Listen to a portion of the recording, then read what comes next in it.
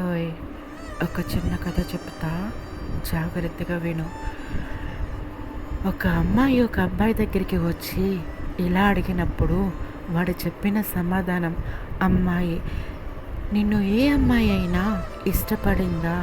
లేదా నువ్వు ఎప్పుడైనా ఎవరినైనా ఇష్టపడ్డావా? అబ్బాయి, నేను ఎవ్వరికీ నచ్చను. నన్ను ఎవరూ ఇష్టపడరు. అందరూ నన్ను అవసరానికి చూసేవాళ్ళే.